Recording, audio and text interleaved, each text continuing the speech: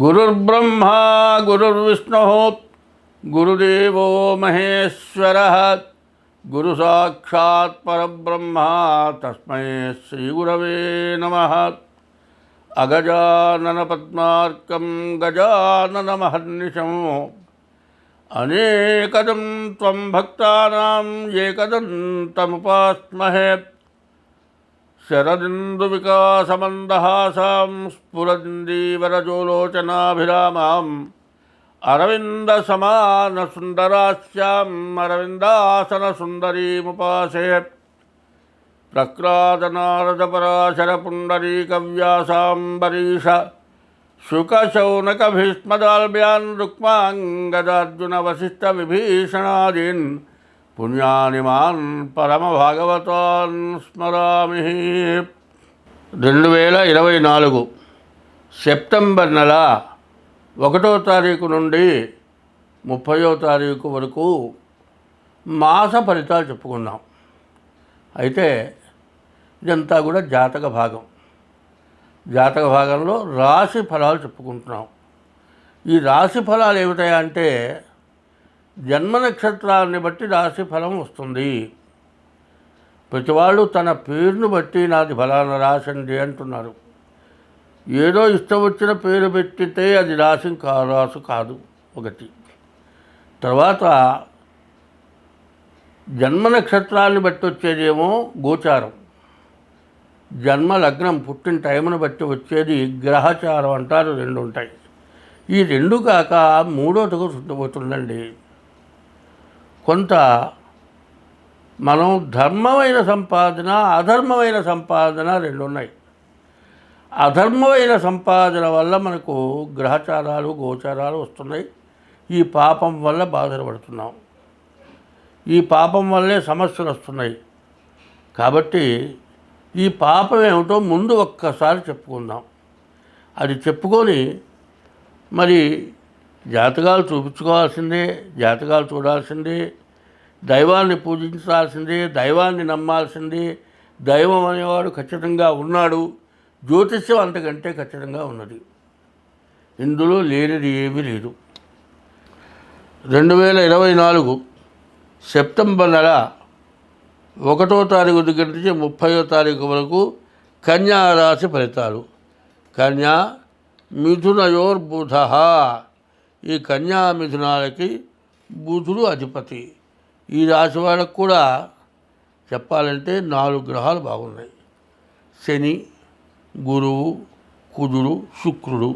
ఈ 4 గ్రహాలు బాగున్నాయి. బాగుండని గ్రహాలు రాహువు, బుధుడు, రవి, కేతువు.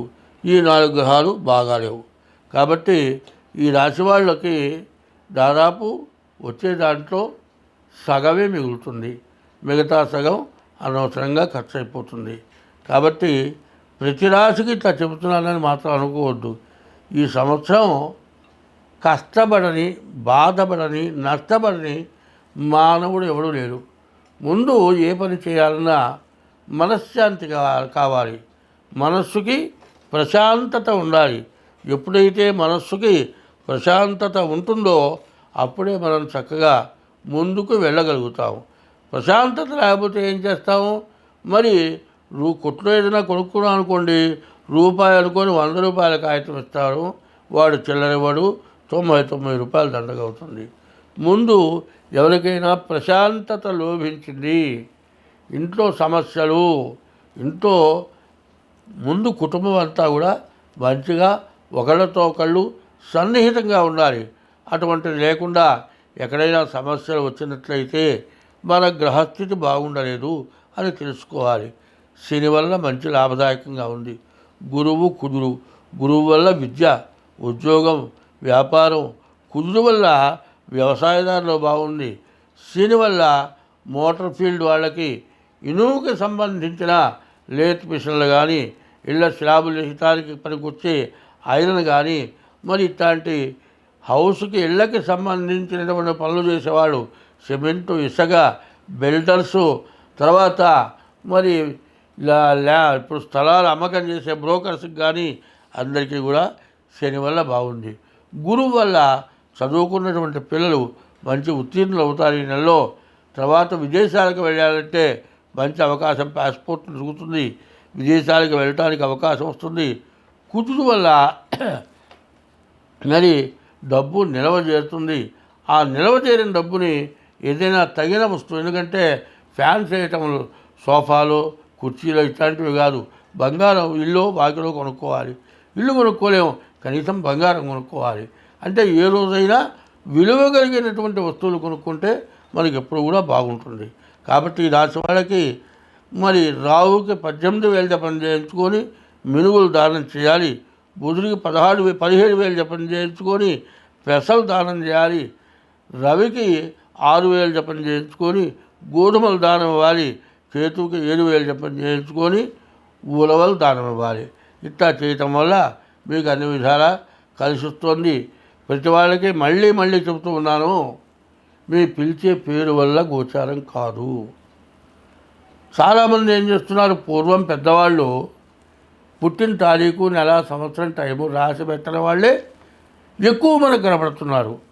వాళ్ళు పిలిచే పేరును బట్టి గోచారం అనుకుంటున్నారు, అది కాదు.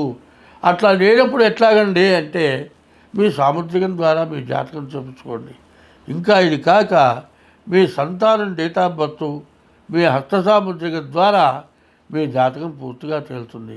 ఇట్లా జాతకం చూపించుకొని ప్రవర్తించండి. ప్రతిదానికి కూడా అండి, మనం ఏ పని చేయాలన్నా కూడా దానికి బాగా ఆలోచించి చేయాలి. ఆలోచనతో కూడుకొని ఈ సంవత్సరం ప్రవర్తించాలి. ఏమంటే నువ్వుల గుడ్డు కనుక్కుంటే చొక్కానే అవుతుంది. అదే పట్టు చొక్కా కూడా ఉంది, అది కూడా బాగా ఖరీదవుతుంది. ఈ రోజుల్లో నువ్వుల గుడ్డు దొరికితే చాలు, వేళకి ఏ పచ్చడి వేసుకొని అన్నం తింటే చాలు అనేటువంటి తృప్తి పడాలి. ఉన్న రోజున మరి భోగాలకు పోయి లేని రోజున పస్తుబడుకుండే పరిస్థితి రాకుండా ఉండాలి అంటే ముందు జాగ్రత్త చాలా అవసరం. ఈ రాశి వాళ్ళు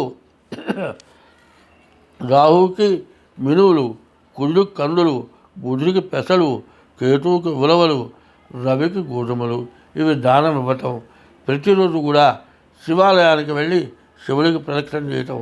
శని వల్ల మీరు ఏ పని చేసినా బాగుంటుంది. గురువు వల్ల విద్యా ఉద్యోగం జరుగుతుంది. కుజుడు వల్ల వివాహం ఎప్పటి నుంచో కాని వాళ్ళకి వివాహం అవడానికి అవకాశం ఉంది. శుక్రుడు వల్ల కూడా వివాహం అవడానికి అవకాశం ఉంది.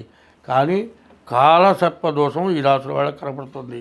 ఈ కాలసర్ప దోషం ఉన్నట్లయితే జాతకం చూపించుకొని జాతక రీత్యా వివాహం చేసుకోవటం చాలా మంచిది.